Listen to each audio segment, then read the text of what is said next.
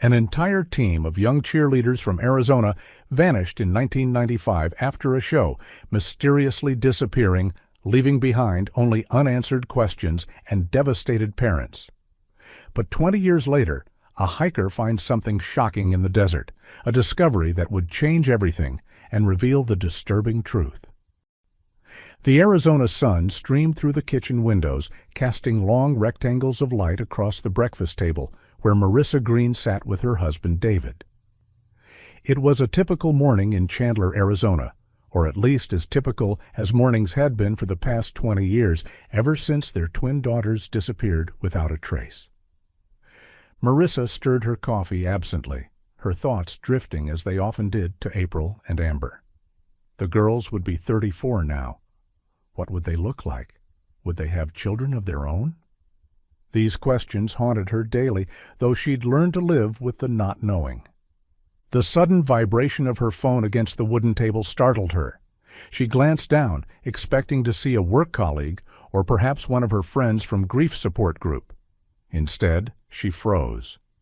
The name Detective Holbrook illuminated her screen. "David," she said, her voice barely above a whisper. "It's Detective Holbrook." David's head snapped up from his newspaper, eyes wide with disbelief. Detective Liam Holbrook had been the lead investigator on their daughter's case, a case that had gone cold years ago, despite the coverage and extensive searches. "Answer it," David urged, setting down his coffee mug with a trembling hand. Marissa swiped to accept the call, her heart thundering against her ribcage. "Hello?" "Mrs. Green," Detective Holbrook's deep voice resonated through the speaker. "I hope I'm not disturbing your morning." "Not at all," Marissa replied, placing the call on speaker so David could hear. Is everything okay?" "We have a significant update about your daughter's case," the detective said, his tone measured, but with an undercurrent of urgency that made Marissa's stomach clench. "What kind of update?" she asked, her voice breaking slightly. After 20 years of silence, any development seemed impossible. "Have you found—" "I can't explain everything over the phone," Detective Holbrook interrupted gently. "Could you and your husband come down to the station? The sooner the better." David leaned forward. "We'll be there immediately," he assured the detective. "Thank you. I'll be waiting." The call ended, leaving the kitchen in silence. For a moment, neither of them moved, as if afraid that any sudden action might shatter this fragile moment of possibility. "Do you think—" Marissa couldn't finish the question, couldn't voice the hope that was swelling dangerously within her. David reached across the table and squeezed her hand. "Let's not get ahead of ourselves, but whatever it is, we'll face it together." They rose from the table with newfound energy, abandoning their half-eaten breakfast. Marissa grabbed her purse while David collected his wallet and keys. Within 5 minutes, they were backing out of their driveway, the morning sun warming the car's interior as they drove toward the Chandler Police Department. "It's been so long," Marissa murmured, staring out the window at the city that had changed so much in 20 years. New buildings, expanded highways, a place their daughters wouldn't recognize. "I never thought we'd hear from Detective Holbrook again." David nodded, his knuckles white on the steering wheel. "I know. I've tried to move on, but some part of me never stopped waiting for this call." The police station parking lot was more crowded than usual. As they pulled into a vacant spot, Marissa recognized several other vehicles, cars belonging to the parents of the other missing cheerleaders. Her heart rate quickened. "The others are here too," she whispered. Inside the station, the familiar smell of coffee and cleaning supplies greeted them. The receptionist recognized them immediately, offering a sympathetic smile as she directed them to a conference room down the hall. When they entered, they found 4 other sets of parents already seated around a large table. Detective Holbrook stood at the front of the room, his formerly dark hair now streaked with gray, the lines around his eyes deeper than Marissa remembered. "Mr. and Mrs. Green," he acknowledged them with a nod. "Please have a seat." As they settled into the remaining chairs, Marissa exchanged glances with the other parents.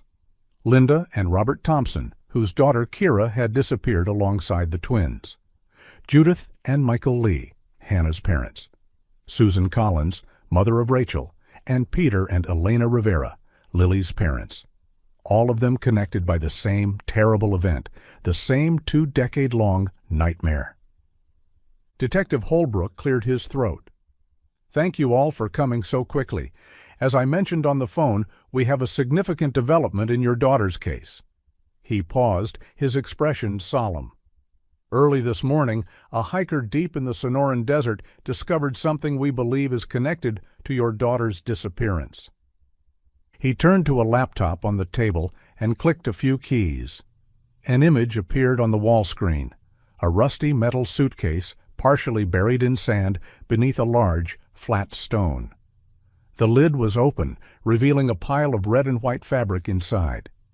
"Cheerleading uniforms," Susan Collins whispered, her hand flying to her mouth. Marissa leaned forward, straining to see details in the photograph. The red fabric, though dusty and faded, was unmistakable, identical to the uniforms her daughters had worn the night they vanished. Detective Holbrook continued. "The hiker was with his dog when he made the discovery. They were exploring an area far from the usual hiking trails. Not many people pass through there. His dog caught a scent and began digging. That's when he found the suitcase." "Where exactly was this?" David asked, his voice steady despite the emotion Marissa could see in his eyes. "About 30 miles outside of Chandler, in a remote section of desert." The detective clicked to another image, a wider shot showing the barren landscape surrounding the discovery site. "We've already sent a forensic team to process the area." "We need to go there," Marissa stated firmly, surprising herself with her own determination. "I need to see the place myself." Other parents murmured in agreement, nodding urgently. Detective Holbrook frowned. "That's not necessary. We're bringing the suitcase and its contents back to the lab for analysis. The hiker is coming in later today to give a formal statement." "Please," Linda Thompson implored, "after 20 years of not knowing, we need to see this with our own eyes." The detective looked around at their faces, then sighed. "I'll need to check with the field team first." He stepped out of the room, phone in hand. While he was gone, the parents exchanged theories in hushed voices. Marissa could hardly focus on their words. Her mind was racing with possibilities. Those uniforms had to have been placed there recently. Why now, after all this time? Detective Holbrook returned several minutes later. "The field team says you can come to the site, but you'll need to follow protocol. Stay behind the tape, don't touch anything, and follow instructions from officers on scene." Relief washed over Marissa. "Thank you." "We'll follow you there," David added. The detective nodded. "We'll leave in 15 minutes. The drive takes about an hour." As they filed out of the conference room, Marissa felt a strange mix of dread and hope. 20 years of wondering might finally come to an end today. She squeezed David's hand as they walked to their car, a silent reminder that whatever lay ahead, they would face it together. The convoy of vehicles left Chandler under the late morning sun. Detective Holbrook's unmarked police car leading the way, followed by 5 civilian vehicles carrying parents desperate for answers. Marissa watched the urban landscape gradually give way to desert scrub, her thoughts turning to the night her daughters disappeared. It had been a regional cheerleading competition. April and Amber, 14 years old and vibrant with life, had performed brilliantly with their squad. The girls had called home after their performance, elated about their second-place finish. They promised to call again when they were heading home. That call never came. By the time they reached the desert site, the sun was high overhead, casting harsh shadows across the rugged terrain. They parked in a makeshift lot alongside several police vehicles and followed Detective Holbrook on foot for nearly half a mile, walking in silence across the hard-packed earth. A white tent had been erected at the site, surrounded by yellow crime scene tape. Several officers and forensic technicians moved around the area methodically. As they approached, Marissa saw a man standing off to the side with a medium-sized dog on a leash, the hiker who had made the discovery. Detective Holbrook gestured toward him. "This is Chris Delaney, the man who found the suitcase, and that's his dog, Dusty." Chris stepped forward, extending his hand. He appeared to be in his early 40s, with sun-weathered skin and kind eyes. "I wish we were meeting under better circumstances," he said as he shook hands with each of the parents. "Thank you for finding this," Marissa told him, her voice thick with emotion. "You have no idea what it means to us." Chris nodded, his expression somber. "Dusty deserves most of the credit. He caught the scent and wouldn't leave it alone. Started digging like crazy." The dog, an Australian Shepherd Labrador mix with intelligent eyes, sat obediently at his owner's feet. "Can we see it?" David asked, looking toward the tent. Detective Holbrook led them under the canvas shelter, where the suitcase now sat on a folding table. Even from a distance, Marissa could see the red and white fabric of the cheerleading uniforms, neatly folded but showing signs of age and exposure.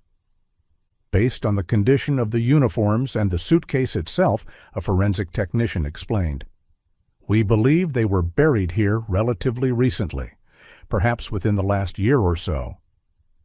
"Recently?" Peter Rivera questioned. "But our daughters disappeared 20 years ago." "That's what makes this discovery so unusual," Detective Holbrook admitted. "It appears that whoever hid these uniforms did so in a hurry.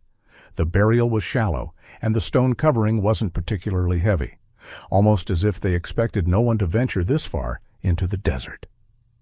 As the parents gathered around the table for a closer look at the evidence that might finally lead them to their daughters, Marissa noticed movement in the distance, vehicles approaching. One was a news van with a local station's logo emblazoned on its side. Another was a sedan that looked vaguely familiar. When the sedan parked and its driver stepped out, Marissa felt a jolt of recognition.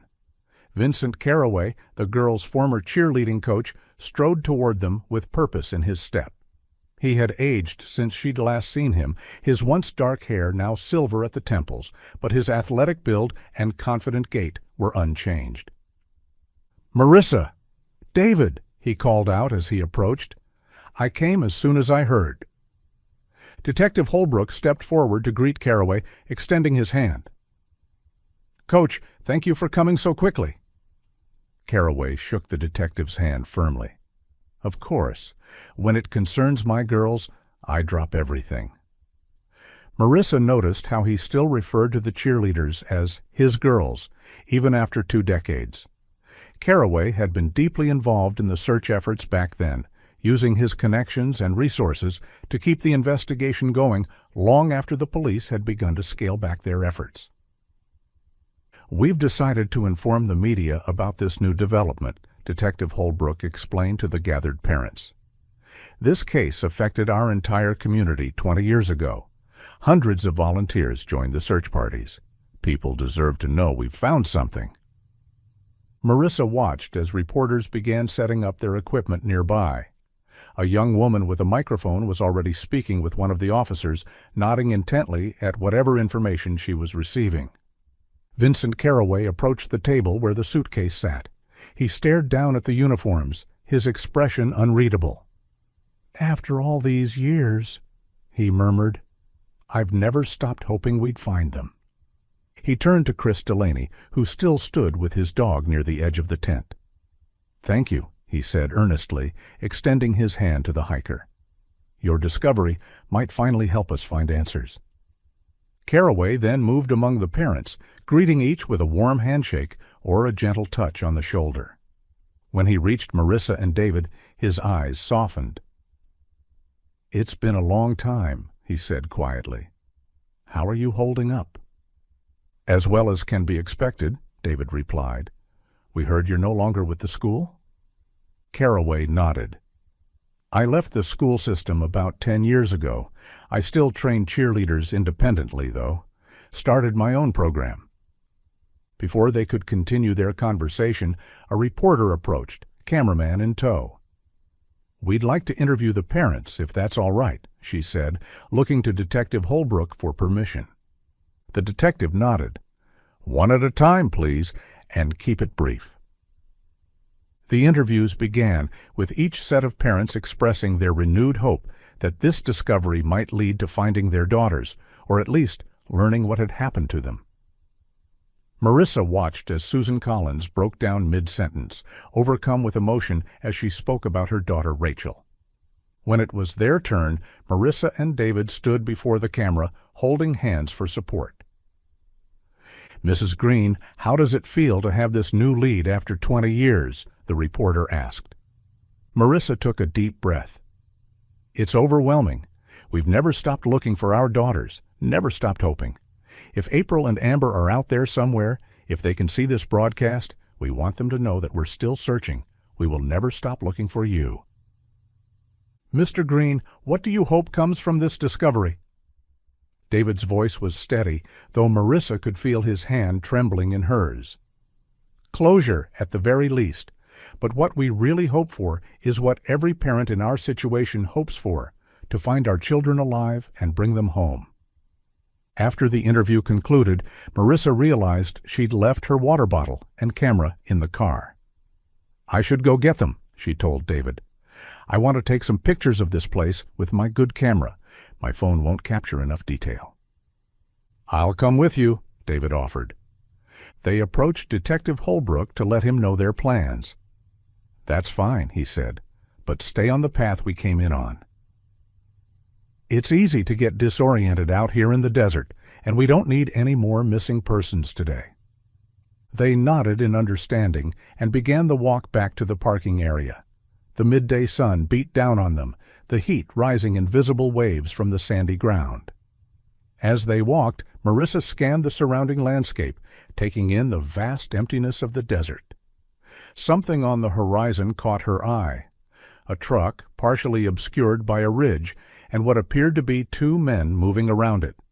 One seemed to be dragging something heavy toward the vehicle, while the other was crouched behind a large cactus near some rocks.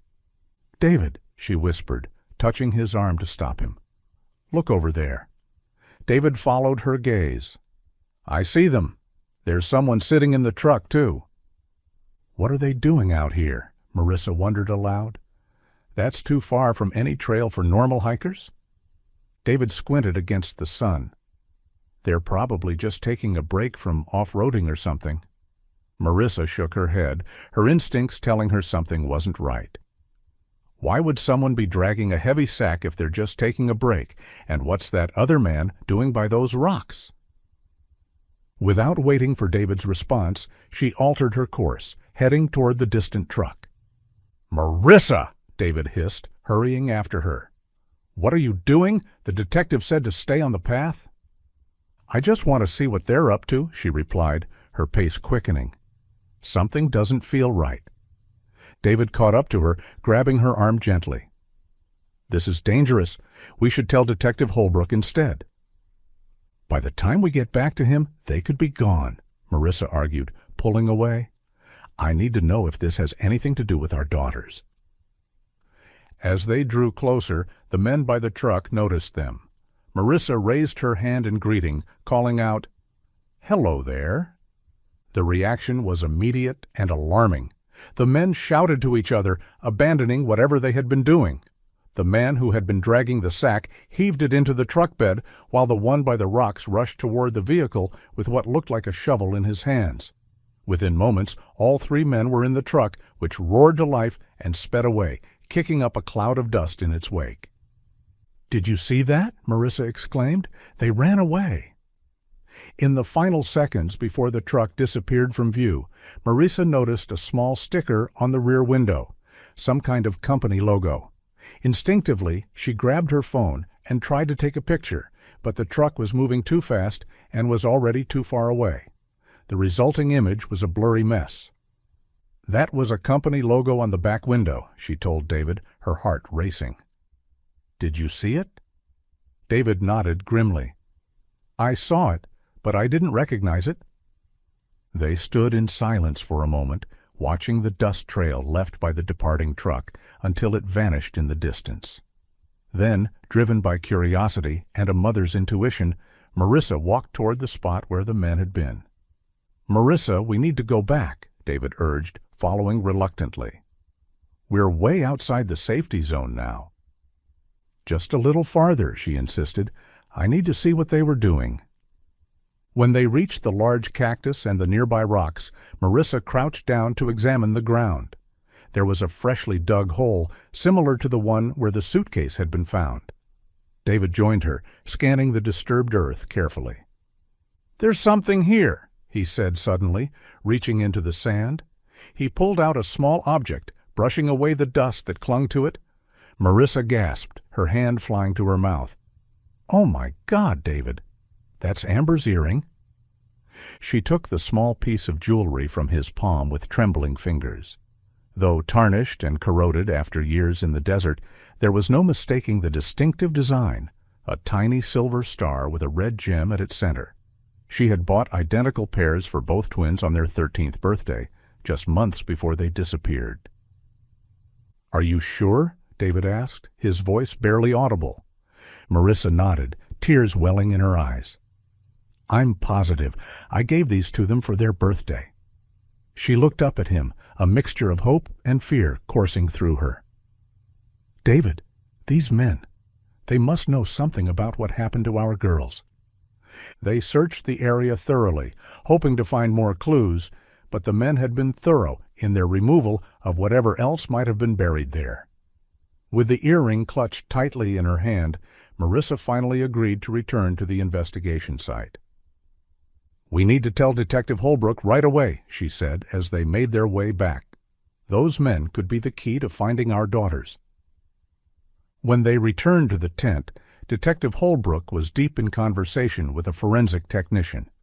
The other parents were scattered around the site, some speaking with officers, others simply watching the ongoing investigation with anxious expressions. "Detective," Marissa called out urgently as they approached. "We need to speak with you immediately." Detective Holbrook excused himself from the technician and turned to them, his expression shifting to concern when he saw their faces. "What happened?" "We found something," David explained, gesturing for Marissa to show the earring. She held out her palm, revealing the tarnished piece of jewelry. "This is Amber's earring. I'm certain of it. I gave identical pairs to both girls for their 13th birthday." The detective frowned, taking the earring to examine it more closely.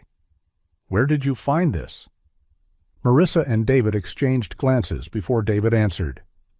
"About half a mile from here. We saw 3 men by a truck. One was dragging something that looked like a heavy sack, and another was digging near some rocks." "When they noticed us, they fled," Marissa added quickly. "We went to the spot where they'd been digging and found the earring in the sand." Detective Holbrook's frown deepened. "You went after 3 unknown men in a remote desert location? Do you have any idea how dangerous that was?" "We know," David acknowledged, "but we couldn't just let them drive away without investigating." "These might be the guys who buried the suitcase," Marissa said firmly. "They could be checking their hiding spots after finding out the police have been here all morning, and they might be getting rid of other evidence right now." By now, the other parents had gathered around, listening intently to the conversation. Vincent Carraway pushed through the small crowd, his expression grave. "What's going on?" he asked, looking between Marissa and the detective. Detective Holbrook held up the earring. "The Greens found this near where they spotted 3 men acting suspiciously. Mrs. Green believes it belonged to her daughter Amber." Carraway's eyes widened slightly as he looked at the jewelry. "That does look like the earrings the girls used to wear." "Did you get a good look at these men?" Detective Holbrook asked, turning back to Marissa and David. "Would you recognize them if you saw them again?" "It was too far to see their faces clearly, but I think I remember the shape of one of their faces and what they were wearing," David admitted. "I did notice a company logo on the truck's rear window, though." "A logo?" The detective reached for his notepad. "Did you recognize it?" Marissa shook her head. "Not clearly, but I tried to take a picture." She pulled out her phone and showed him the blurry image. "It's not much help, I'm afraid." "Could you draw what you remember?" Detective Holbrook asked, handing her the notepad and a pen. Marissa took them hesitantly. "I'm not much of an artist, but I'll try." She began sketching, her brow furrowed in concentration as she attempted to recreate the logo she'd glimpsed on the truck's window. After a minute, she handed the notepad back. It was something like this, a stylized bird, maybe a phoenix, with its wings spread around 3 letters, C, P, and F. Linda Thompson, who had been listening quietly, suddenly stepped forward. "CPF? That sounds like Caraway Performance and Fitness Group." All eyes turned to Vincent Caraway, whose expression remained calm. "Caraway Performance and Fitness?" Detective Holbrook repeated, looking at the coach questioningly. Marissa's heart began to race. Could the cheerleading coach somehow be connected to their daughter's disappearance? Caraway held up his hands defensively. "My company sponsored the cheerleading team 20 years ago, and we funded most of the search operations after the girls disappeared. We were completely transparent during the investigation." "It's true," Detective Holbrook confirmed, addressing the parents. "Coach Caraway's company was extensively vetted during the original investigation. They provided financial support and volunteers when the official search was scaled back." "Did you get the truck's license plate number?" he asked Marissa and David. "There wasn't one," David replied. "At least, not that we could see." "No plate?" The detective made a note. "That's suspicious in itself." Michael Lee, Hannah's father, had been trying to sketch the logo as well. He held up his drawing. "Would it have looked something like this?" he asked Marissa. His sketch showed a stylized bird with outstretched wings encircling the letters CPF in bold type. It was remarkably similar to what Marissa had been trying to describe. "Yes," she confirmed, "very much like that." "That is definitely similar to my old company logo," Caraway admitted, studying the drawing. "But as I said, I sold that company 20 years ago, before the girls disappeared." "Sold it?" Detective Holbrook raised an eyebrow. "To whom?" "A businessman named Matthew Rands," Caraway replied. "He kept me on as a consultant for a while, which is why the company remained associated with me during the search operations. But I haven't had any official connection to CPF for nearly 2 decades now." Detective Holbrook made another note. "I'll need the details of that sale and current contact information for Mr. Rands." "Of course," Caraway agreed readily. "Anything that might help find the girls." "In the meantime," the detective continued, turning to Marissa and David, "can you show us exactly where you saw these men and found the earring?" "Yes," David said. "It's not far from here." "I'd like to check for tire tracks," Detective Holbrook explained. "If they left in a hurry, they might have left a trail we can follow." Marissa nodded eagerly. "That's what I was thinking. The desert road they took isn't frequently used. Their tire marks might still be visible." The detective considered this, then nodded. "I'll send a team to investigate the area and follow any tracks we find. But I need you two to stay here or head back to the station. This could be dangerous." "We understand," David said, though Marissa looked like she wanted to protest. "But we'd like to at least watch from a distance." After a moment's hesitation, Detective Holbrook agreed. "You can wait at the base camp we've set up, but that's as far as you go. I mean it," he added, fixing them with a stern look. "No more solo expeditions." As the detective gathered a small team of officers for the investigation, Chris Delaney approached with his dog Dusty. "I know the area pretty well," he offered. "I could help guide your team." Detective Holbrook shook his head. "I appreciate the offer, Mr. Delaney, but we can't risk civilian involvement at this stage." The hiker nodded in understanding. "Of course, just thought I'd offer." Marissa reached out to touch his arm. "Thank you anyway, and thank you again for finding the suitcase. Without you and Dusty, we might never have gotten this far." Chris smiled softly. "Just glad I could help."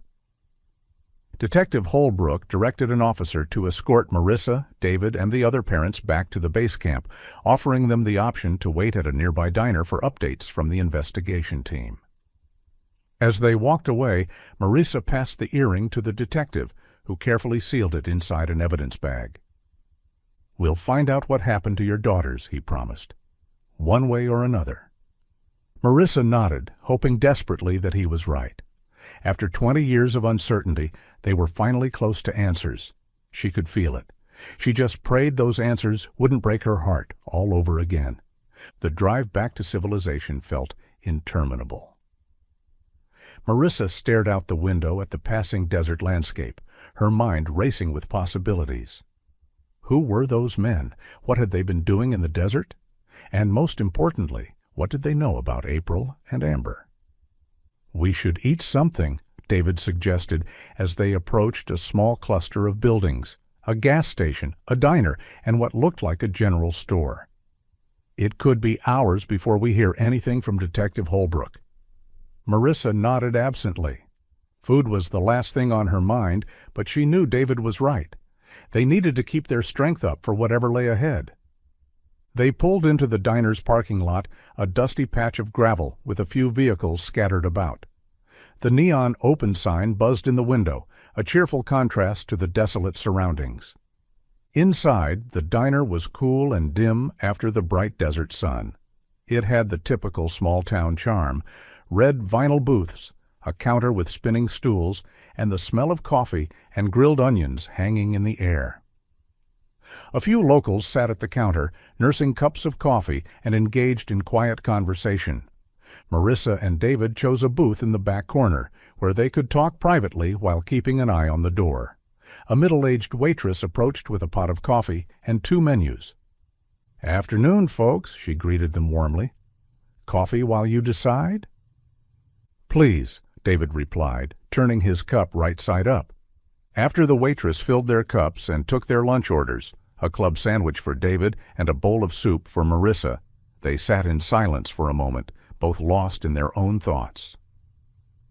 "I can't believe we found Amber's earring after all this time," Marissa said finally, her voice low. "It can't be a coincidence." David wrapped his hands around his coffee mug as if seeking comfort from its warmth. "I know, but we need to let the police do their job, Marissa. These men could be dangerous." Marissa leaned forward, her eyes intense. "But what if the police don't find them? What if those men know where our daughters are, and we lose them again? We should go back to where we saw the truck and follow the trail ourselves." "That's crazy, Marissa," David countered, keeping his voice low. "The police have resources and training that we don't. Besides, Detective Holbrook knows how to do his job." "Does he?" Marissa questioned, a hint of bitterness creeping into her voice. "It's been 20 years, David. 20 years, and they found nothing. It took a random hiker with a dog to find that suitcase in the desert. And it wasn't even buried deeply. What does that tell you about how thorough the police have been?" David reached across the table to take her hand. "I understand your frustration, believe me. But rushing off into the desert on our own won't help April and Amber. It could make things worse." The waitress returned with their food, setting the plates down with practiced efficiency. "Here you go. Can I get you anything else?" "No, thank you," David replied, offering a polite smile. As the waitress tucked a strand of hair behind her ear, Marissa froze, her attention caught by a flash of silver on the woman's earlobe. It was an earring, a small star with a red gem at its center. Identical to the one they had found in the desert. Identical to the ones she had given her daughters for their 13th birthday. "Excuse me," Marissa said, her voice strained. "That earring you're wearing? Could I ask where you got it?" The waitress seemed surprised by the question, but not alarmed. She touched the earring self-consciously. "This old thing? A customer gave it to me years ago. Said it matched my eyes." She smiled at the memory. "It's missing its pair, though. The man said it got lost somewhere along the way, but let me keep one of the pair if I wanted." David, who had followed Marissa's gaze, now stared at the earring with the same stunned recognition. "Was the customer a local?" he asked, trying to keep his tone casual. The waitress considered the question. "Not sure if he lives around here, but I've seen him come in from time to time over the years. He's a real gentleman, always leaves a good tip." She gestured toward a corkboard on the wall behind them, covered with photographs. "He's on our customer wall somewhere." "Thank you," Marissa managed, struggling to keep her voice steady. "Your earring is lovely." With a smile and a nod, the waitress left to tend to her other tables. David and Marissa turned to examine the photo wall, searching for faces that might match the men they had seen in the desert. There were dozens of pictures, tourists posing with staff, locals celebrating birthdays and anniversaries, truckers stopping for a meal on long hauls across the Southwest. "Do you see anyone familiar?" David whispered. Marissa scanned the photographs carefully. "Not yet. There are so many." Her cell phone rang suddenly, making her jump. She pulled it from her purse, seeing an unfamiliar number on the screen. Stepping away from the booth for privacy, she answered. "Hello." "Mrs. Green, this is Officer Mendez from Detective Holbrook's field team." "Yes, officer. Did you find something?" "We tracked the tire marks to an abandoned shack about 5 miles from where you spotted the men," he explained. "The truck was there, abandoned." Marissa's heart raced. "And the men?" "No sign of them. We searched the area thoroughly, including the shack, but they were gone. The truck was completely empty. No sack, no shovel, no personal items of any kind." Disappointment washed over her. "So they got away." "I'm afraid so, but we've impounded the vehicle, and we're processing it for evidence. Detective Holbrook wanted you to know. We're not giving up." "Thank you," Marissa said hollowly. "Please keep us updated." She ended the call and returned to the booth, where David waited expectantly. "They found the truck abandoned near a shack," she told him, sliding back into her seat. "The men are gone." David sighed, running a hand through his graying hair. "At least they have the truck. Maybe they'll find fingerprints or something." Marissa nodded, but her thoughts were elsewhere, on the waitress's earring and what it might mean. The coincidence was too great to ignore. Somehow, that earring was connected to their daughter's disappearance, and their best lead was currently serving coffee just a few feet away. Desperation clawed at Marissa's throat as she watched the waitress move among the tables, unaware of the significance of her jewelry. David was picking at his sandwich, but Marissa couldn't touch her soup. The possibility that this woman might unknowingly hold a key to finding their daughters was overwhelming. When the waitress returned to refill their coffee cups, Marissa made a decision. "I need to talk to you about something," she said, her voice low and urgent. "It might sound crazy, but please hear me out." The waitress set down the coffee pot, her expression curious but not alarmed. "Is something wrong with your food?" No, it's not that," Marissa assured her. "It's about your earring." David shot her a cautionary glance, but Marissa pressed on. "This morning, I found the matching pair to your earring in the desert," she explained, watching the waitress's face carefully. "It belongs to my daughter, who disappeared 20 years ago along with 5 other girls from their cheerleading squad."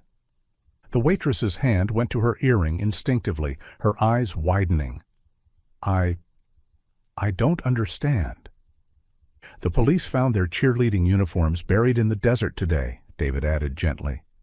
"And then Marissa found our daughter's earring, identical to the one you're wearing, at another site nearby, where some men were digging." The waitress stood frozen, glancing between them as if trying to determine whether they were delusional or dangerous. You think this earring has something to do with your missing daughter?" "I know it sounds incredible," Marissa acknowledged, "but those earrings were a matched set. I gave them to my daughter for her 13th birthday, just months before she vanished. The odds of you having an identical earring by pure coincidence." She left the sentence unfinished. The waitress sat down heavily in the empty seat beside David, her face pale. The man who gave this to me, I had no idea." She fell silent, thinking deeply. "Do you remember who gave it to you?" David asked softly. She nodded slowly. "I can't recall his name, but he's been here a few times over the years, though not as often recently. He's a friend of Gerald Laffinger, who lives on a ranch about 10 miles from here." "Gerald Laffinger?" Marissa repeated, committing the name to memory. "He's a catering customer," the waitress explained. "The diner delivers meals to his ranch every day. In fact," she checked her watch, "I'm due to make his delivery in about 20 minutes. Marissa and David exchanged meaningful glances. "I don't know if I can trust you," the waitress continued, her voice wavering slightly. "Giving out customer information could cost me my job, and jobs aren't easy to come by out here." "We understand," Marissa assured her. "But if these men have information about our daughters, about what happened to them, wouldn't you want to help?" The waitress considered this, then made a decision. "Look, I can't give you his address directly, but I deliver his order in 20 minutes. If you happen to follow me—" "Well, I can't control who drives on public roads, can I?" Relief flooded through Marissa. "Thank you. You have no idea what this means to us." "Just promise me something," the waitress said, standing up. "If anything happens, don't mention my name. This is the only job I've got." "We promise," David said solemnly. The waitress nodded and returned to the kitchen, leaving Marissa and David to quickly finish their meals and pay the bill. As they walked back to their car, David spotted a familiar figure at the gas station across the street, Chris Delaney, filling the tank of his pickup truck while Dusty watched from the passenger seat. Before they could approach him, the diner's side door opened and the waitress emerged, loading several large insulated bags onto the back of a small delivery motorcycle. She caught Marissa's eye briefly, then looked away as she secured the bags and climbed onto the bike. "Let's go," Marissa whispered, sliding into the passenger seat of their car. David started the engine and waited until the waitress pulled out onto the road before following at a discreet distance. They drove in tense silence, the desert stretching endlessly on either side of the road. After about 15 minutes, the waitress turned onto a dirt road marked by a weathered wooden sign that read, "Laffinger Ranch, Private Property." David continued past the turnoff, then pulled over once they were out of sight. "Now what?" he asked. "We wait until she leaves, then we approach the gate," Marissa decided. "We'll ask to speak with Gerald Laffinger about his friend Matthew, the man who gave the waitress Amber's earring." "But that's risky, Marissa. I don't think we should do that. Maybe for today we just observe. At least we know where his property is, and we can pass that along to the police." They reversed and parked on a small rise that offered a view of the ranch's entrance without being too conspicuous. The property was surrounded by a high wrought iron fence with security cameras mounted on the gateposts. Beyond the fence they could see several buildings, a large main house, a couple of smaller structures that might be guest houses, and what looked like horse stables in the distance. The waitress had parked her motorcycle by the gate and was handing over the catering order to a security guard. The size of the delivery suggested it was meant to feed many people, far more than a single ranch owner would need. What kind of ranch needs catering for dozens of people every day? David wondered aloud. Maybe he has a lot of ranch hands, Marissa suggested, though she shared his suspicion that something unusual was happening on Laffinger's property. After several minutes, the waitress retrieved her empty delivery bags and climbed back onto her motorcycle. They watched as she drove away, disappearing down the dirt road in a cloud of dust. "Should we call Detective Holbrook?" David asked, his hand hovering over his phone. Marissa considered this. "We don't have any concrete evidence that this Laffinger person is connected to the girl's disappearance. Just a chain of coincidences. I'm not sure the detective would drop everything to investigate based on that." As they weighed their next move, the gate to the ranch creaked open and a blue Jeep rolled out. Inside were 3 men, Marissa immediately recognized them by their clothes and hats as the same ones they had seen earlier in the desert. "That's them," she hissed, ducking down in her seat. David tensed as the Jeep approached, driving past their parked car and onto the main road. For a brief moment, as the vehicles passed each other, Marissa made eye contact with one of the men in the back seat. "They saw us," she whispered, her heart pounding. "We need to leave. Now." David started the engine and pulled back onto the road, heading away from the ranch. In the rearview mirror, he could see the Jeep slowing, then making a U-turn to follow them. "They're coming after us," he said, his voice tight with fear. Marissa twisted in her seat to look behind them. The Jeep was gaining speed, clearly intending to catch up with them. "Drive faster." David pressed the accelerator, but their car was no match for the Jeep on the rough desert road. Within minutes, the Jeep had caught up and swerved in front of them, forcing David to slam on the brakes to avoid a collision. The Jeep's doors opened, and the three men stepped out. Simultaneously, two more vehicles emerged from the ranch gate in the distance, speeding toward them. "David," Marissa breathed, fear clutching at her throat. "What do we do?" But it was too late for escape. The men surrounded their car, one of them gesturing for them to roll down the windows. "Get out of the car," he ordered, his voice leaving no room for argument. With no choice, Marissa and David complied, stepping out into the hot desert air with their hands raised. "Who are you, and why are you watching the ranch?" another man demanded. Marissa straightened her spine, finding courage in her desperation. "My name is Marissa Green. This is my husband, David. We're looking for our daughters who disappeared 20 years ago. We have reason to believe someone at this ranch might have information about them." The men exchanged glances. Then the first man spoke into a radio clipped to his shirt.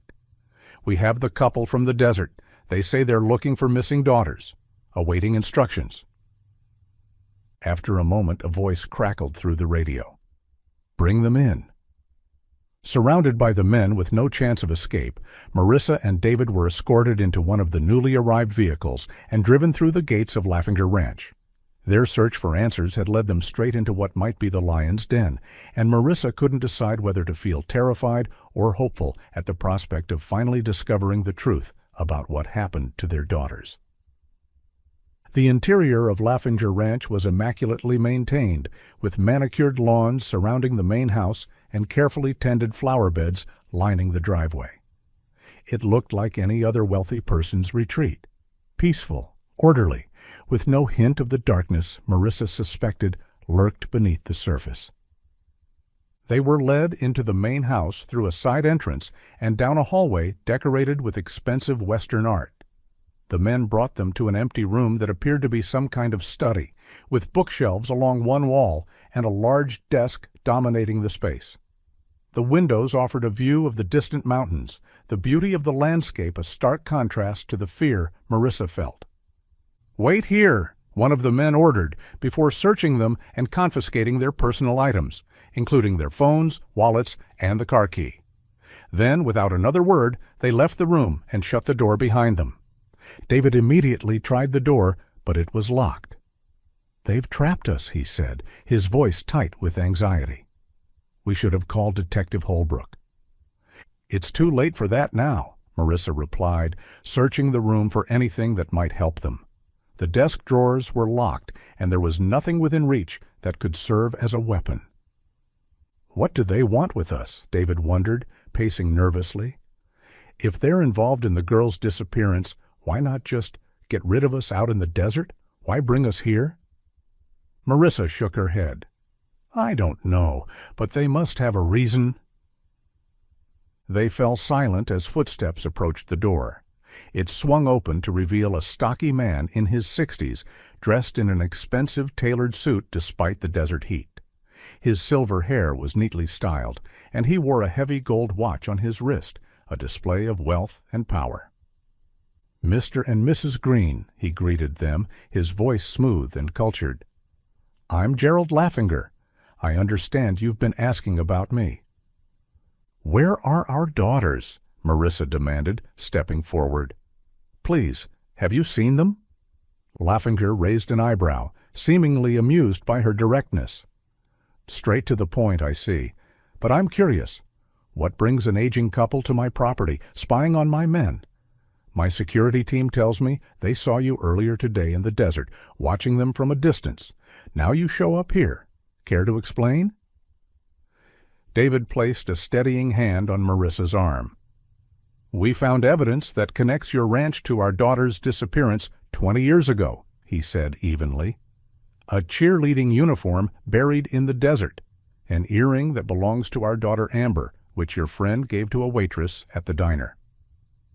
And a truck with the CPF logo on it, Marissa added. Caraway Performance and Fitness, the company that used to sponsor our daughter's cheerleading team? Laffinger's expression remained neutral, but something flickered in his eyes. Recognition, perhaps, or wariness. You've been busy, he acknowledged, but I'm afraid you've stumbled into something you don't understand.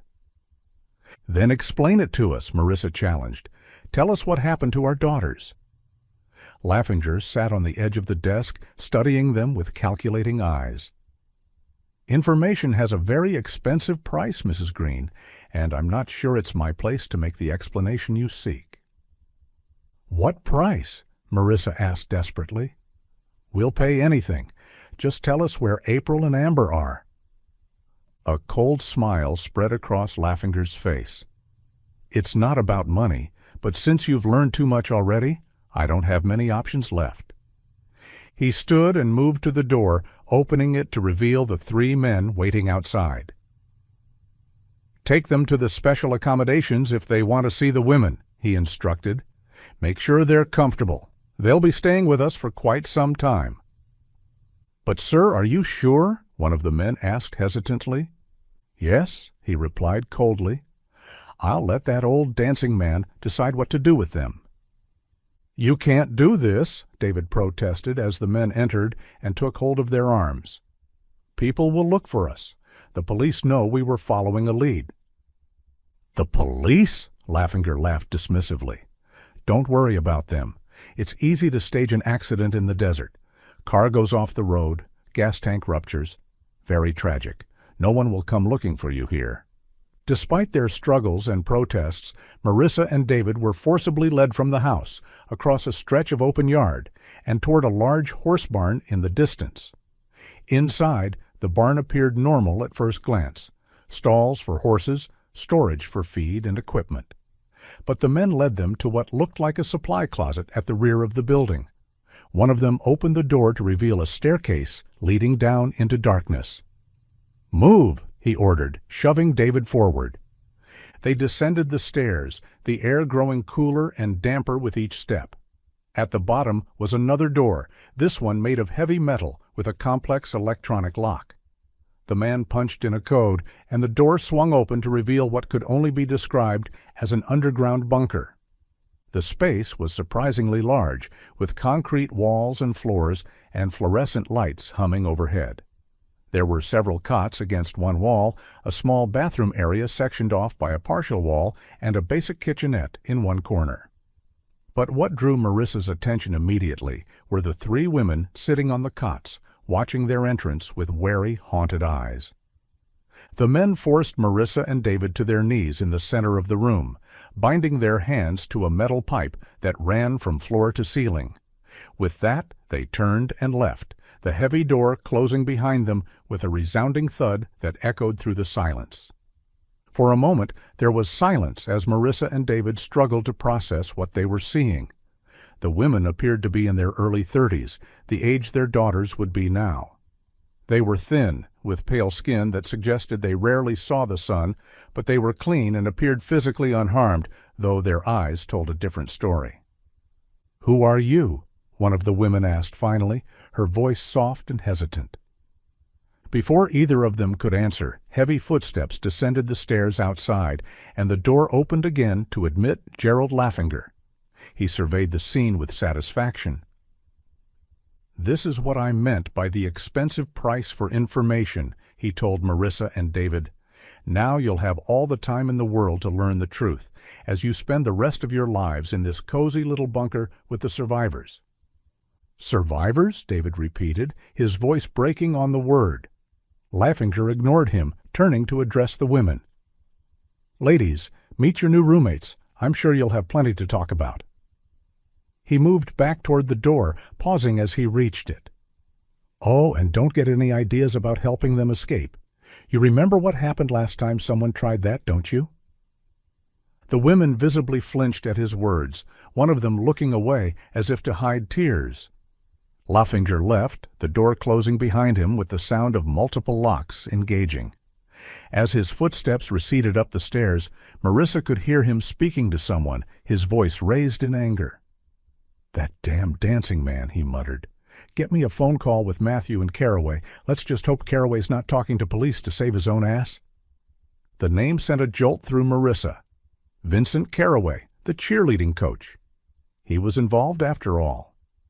Once Laffinger was gone, Marissa turned her attention back to the women, hope and fear warring within her.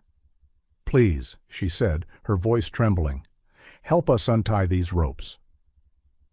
The women exchanged uncertain glances.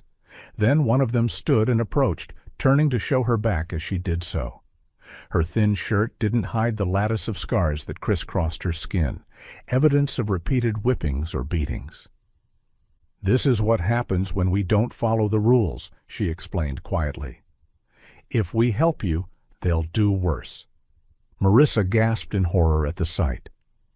I'm so sorry, she whispered, but please, we're looking for our daughters, April and Amber Green. They disappeared 20 years ago with their cheerleading squad. Do you know them? The woman froze, her eyes widening in apparent recognition. She turned slowly to face Marissa, studying her features closely. Mom? She whispered, her voice barely audible. Dad? Marissa's heart seemed to stop. April, Amber. The woman swallowed hard. I'm April, she confirmed, tears filling her eyes. David made a choked sound beside Marissa, straining against his bonds. April, he repeated, his voice thick with emotion. Oh, my God, we found you. April hesitated, then knelt down and began working at the knots that bound their hands, her movements quick but cautious. We can't make noise, she warned in a whisper. They monitor this room sometimes.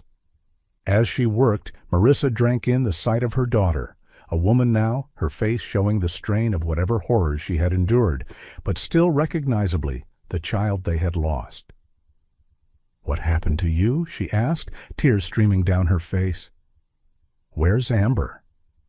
April paused, pain flashing across her features. Only 3 of us survived, she said softly. Me, Kira Thompson, and Hannah Lee. She nodded toward the other 2 women, who watched the reunion with a mixture of hope and caution. Rachel died from complications of a sexually transmitted infection a few years ago. They wouldn't get her proper medical care. Marissa closed her eyes briefly, absorbing the horror of what her daughter was telling her. And Amber? She asked, though part of her already knew the answer. April's hands trembled as she continued working on the knots. Amber and Lily were killed for trying to organize an escape with the rest of us. That was the last time any of us tried to get away. They made us watch, to teach us a lesson. A sob escaped Marissa's throat, the pain of knowing her other daughter had been murdered, nearly unbearable. David was weeping openly beside her, his shoulders shaking with grief. I'm so sorry, April whispered, finally freeing Marissa's hands. I never thought I'd see you again. What are you doing here? How did you find us? As April moved to untie David, Marissa explained about the suitcase found in the desert, the earring, and how they had followed the waitress to the ranch. The police know we were following a lead, she assured her daughter. They'll come looking for us when we don't return. April shook her head, her expression bleak. Mom, if they're as good at covering their tracks as they have been for 20 years, no one will find us here. This bunker is soundproofed. We've screamed and shouted for help 1,000 times. No one ever hears. David, now free, pulled April into a tight embrace. We're not giving up, he promised. We'll find a way out of here." Kira and Hannah approached cautiously, introduced themselves, and Marissa hugged them both, thinking of their parents who had waited so long for answers. "Your parents never stopped looking for you," she told them. "None of us did." "Who did this to you?" David asked, his grief transforming into anger. "Who took you?" Kira spoke up, her voice stronger than April's. "It was Coach Carraway. He and his men drugged us after the competition and brought us here. Leifinger owns this place, but Carraway is the one who uses us." "And there's another man," Hannah added. "Matthew Rands. He handles the logistics for Carraway's company. Everyone thinks he's the owner, but it's really still Leifinger behind everything. They just use Matthew as a front." Marissa remembered what Detective Holbrook had said about Carraway selling his company 20 years ago. So Carraway lied about selling the company, she realized. He just put it in Matthew's name to distance himself from it, in case anyone got suspicious. April nodded.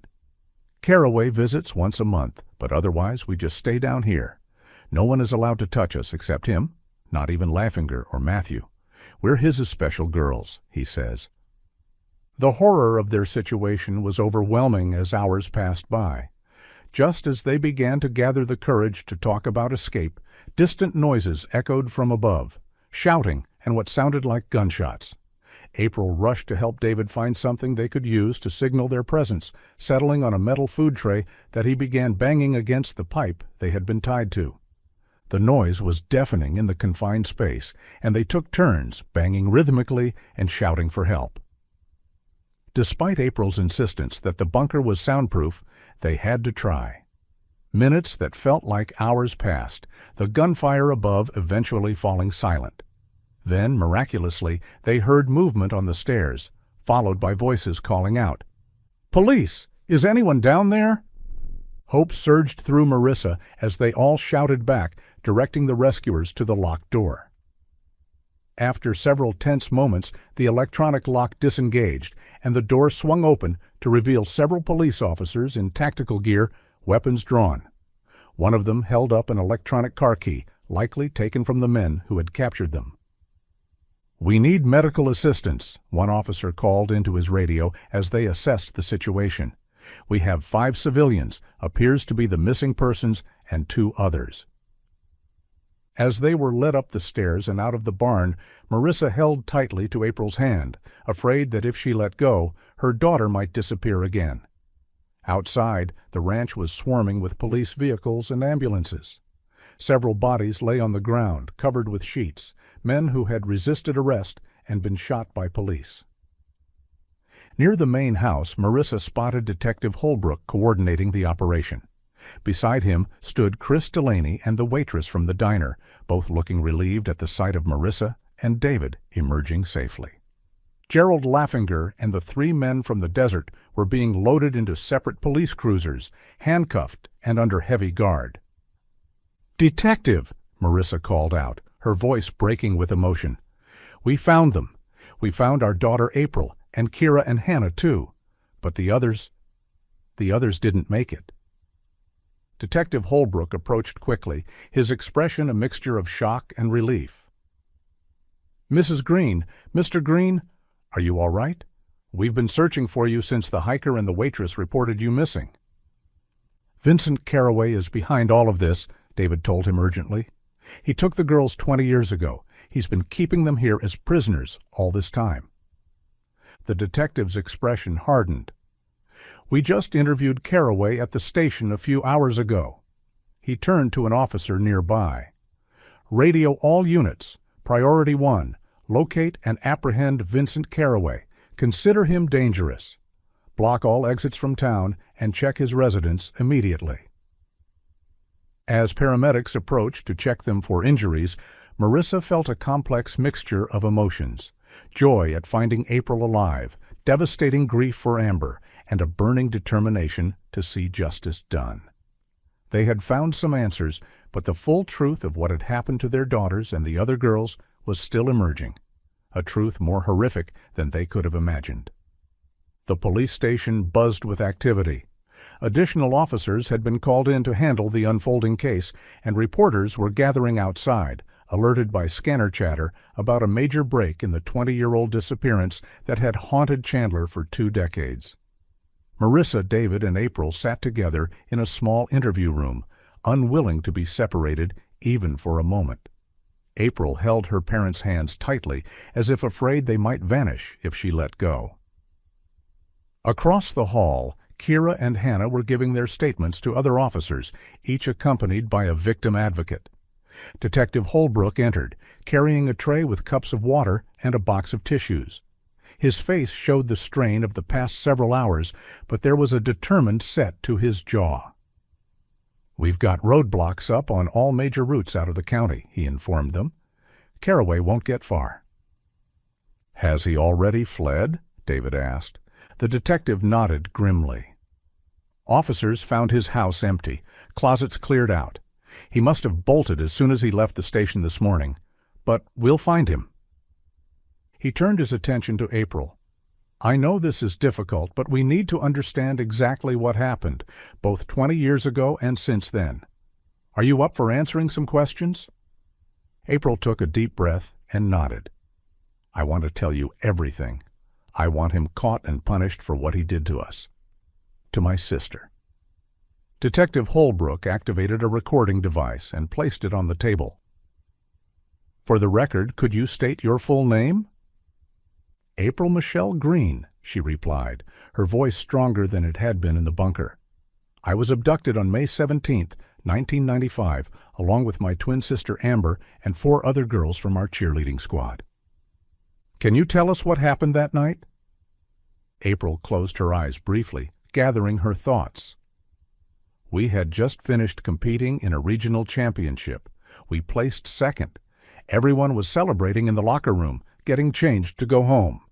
She paused, swallowing hard before continuing. "Coach Caraway asked Rachel Collins to stay behind to discuss her performance. The rest of us went to the convenience store across the street to get sodas. When we came back, we walked in on Coach Caraway touching Rachel inappropriately in the storage room." Marissa squeezed her daughter's hand supportively as April continued. "Rachel was crying, but Coach kept telling her it was okay, that she was special, that he was going to make her a star if she became his sole wife. That's what he called it, his sole wife. When he saw us standing there, he tried to play it off, said Rachel was upset about a mistake in her routine, and he was comforting her." "What happened then?" Detective Holbrook prompted gently when April fell silent. "We knew something was wrong. Lily Rivera said we should tell our parents, or the school principal. Coach got really angry. He left the room, and we thought he was going to try to talk his way out of it. But instead, he came back with 3 men, the same ones who were at the ranch. They had syringes." Her voice broke, and she took a moment to compose herself. "They injected us with something. I remember feeling dizzy, then nothing until I woke up in that bunker. All 6 of us were there. Rachel told us that Coach had been inappropriate with her for months. She wasn't the only one. He'd targeted several girls on the squad, promising them special training and future careers if they would be his sole wives. Some of them agreed because they believed his promises about making them professional cheerleaders." "And after your abduction?" the detective asked. April's grip on her parents' hands tightened. "At first we thought we'd be rescued quickly. We knew our parents would be looking for us, that the police would be searching. But days turned into weeks, then months, then years." She described how Caraway would visit the bunker regularly, selecting one of the girls to serve him during his stays. How Laffinger and Matthew Rands managed the day-to-day operations of their captivity, providing food and basic necessities, but keeping them isolated from the outside world. "Rachel got sick about 5 years ago," April continued, her voice hollow. "She had infections, fevers. We begged them to take her to a doctor, but they wouldn't. They gave her some antibiotics, but it wasn't enough. She died down there without ever seeing her family again." Marissa wiped tears from her eyes, thinking of Susan Collins, who would never see her daughter alive again. "And Amber?" Detective Holbrook asked gently. What happened to her and Lily? April took a shuddering breath. About 3 years ago, we planned an escape. Amber had managed to steal a key card from one of the guards during a moment when he was distracted. We waited until the middle of the night, when we thought everyone would be asleep. Her voice faltered, and David put his arm around her shoulders. "We almost made it out of the barn," she whispered. But the alarm went off. Guards came from everywhere. Amber and Lily were in front. They were caught first. Caraway was furious. He said he needed to make an example to ensure our continued obedience. She couldn't continue, overcome by the memory of what had happened to her twin sister. Detective Holbrook waited patiently, allowing her the time she needed. "He killed them," April finally managed, made us watch as he strangled them, said if any of us tried to escape again, the same would happen. After that, we knew there was no hope. We just tried to survive, day by day. The detective's face was grim as he made notes. "And the ranch? What was it used for besides holding you captive?" "Money laundering, I think," April replied. "We overheard conversations sometimes. Caraway's company, CPF, was a front for something bigger. They talked about shipments, distribution routes. I think they were involved in drug trafficking." "That would explain the catering deliveries," David mused. "Food for workers involved in the operation." Detective Holbrook nodded. "We'll investigate those angles thoroughly. The FBI is on their way. This crosses into their jurisdiction with the trafficking and kidnapping elements." He turned back to April. "You mentioned the earrings earlier, the ones your mother gave you and Amber for your birthday. Do you know how one of them ended up with the waitress at the diner?" April nodded. "Matthew Rands took them from Amber after she was killed. I heard him tell one of the guards he thought they were pretty. Later, I overheard him boasting about giving one to that cute waitress at the diner. He kept the other one as a sort of trophy." "And the cheerleading uniforms? Why were they buried in the desert recently, after all this time?" "I'm not sure," April admitted. "But a few weeks ago, there was an argument between Caraway and Laffinger. Caraway wanted to get rid of evidence, things that could connect him to us if they were ever found. He told Laffinger to handle it. Maybe that's when they decided to hide the uniforms, but Laffinger's men were reckless. They always thought the desert could hide anything." As the interview continued, more details emerged about the horrific captivity the young women had endured for 20 years. By the time they finished, the sky outside had darkened, and Detective Holbrook looked exhausted but determined. "We'll need more statements over the coming days," he told them, "but you've given us enough to work with for now. The FBI will want to speak with you as well." "What happens now?" Marissa asked, her arm still around April's shoulders protectively. "First, we need to get you all checked out at the hospital," he replied. "Then we'll arrange safe accommodations. This case is going to attract a lot of media attention, and we need to protect your privacy while the investigation continues."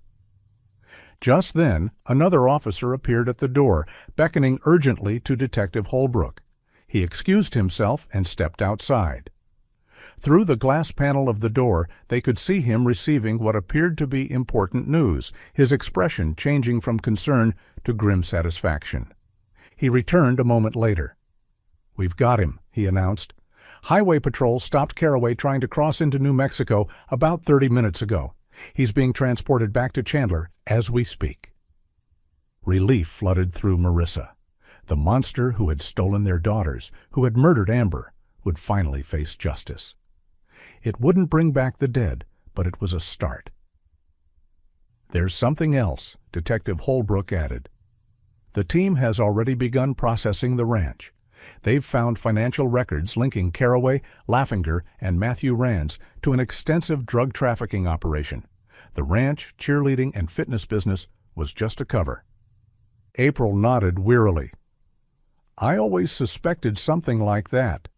The men who brought our food sometimes talked about shipments and deliveries that had nothing to do with us." As they prepared to leave for the hospital, the door opened again to reveal the waitress from the diner, escorted by an officer. She approached hesitantly, her eyes red from crying. "I'm so sorry," she said to Marissa and David. "If I had known what that earring meant, who those men really were." "You helped save our daughter," Marissa assured her, rising to embrace the woman. "We can never thank you enough for that." The waitress reached into her pocket and withdrew the earring she had been wearing. "This belongs to your family," she said, placing it in Marissa's palm. "I don't deserve to keep it." Marissa closed her fingers around the small silver star, thinking of its pair that had led them to April. Such a tiny thing to have played such a crucial role in solving a 20-year mystery. "Thank you," she whispered. The officer who had accompanied the waitress spoke up. "The hiker, Mr. Delaney, wanted me to tell you he's glad you're safe. He's the one who noticed you were missing and alerted us. He and the waitress realized you might have followed her to Laffinger Ranch and came to the station together." Marissa made a mental note to thank Chris Delaney properly when she had the chance. Without his discovery of the suitcase and his subsequent concern for their safety, they might never have found April.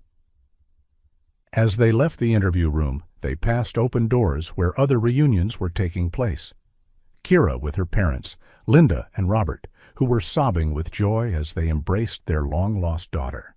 Hannah with her father Michael, her mother Judith having passed away 3 years earlier, never knowing her daughter was alive. In the main area of the station, Marissa spotted Susan Collins and the Riveras being gently informed by officers that their daughters had not survived. Their anguished cries cut through the bustling activity of the station, a stark reminder that even in this moment of partial triumph, there was still profound loss. April paused, watching them with tears in her eyes. "I wish I could have saved them," she whispered. "Rachel, Amber, Lily, they deserve to come home too." "You survived," David told her gently. "You kept the truth alive. Because of you, their stories will be told, and the men responsible will pay for what they did." Marissa pulled her daughter close, savoring the miracle of having her in her arms again after 20 years of emptiness. The road ahead would not be easy. April and the other survivors had years of trauma to process, and the family had to learn how to live with both the joy of April's return and the confirmed loss of Amber. But for now, in this moment, they were together. It was more than Marissa had dared to hope for when she awoke that morning to a phone call from Detective Holbrook. A chapter of their lives that had remained painfully unfinished for 2 decades was finally reaching its conclusion, making way for whatever came next.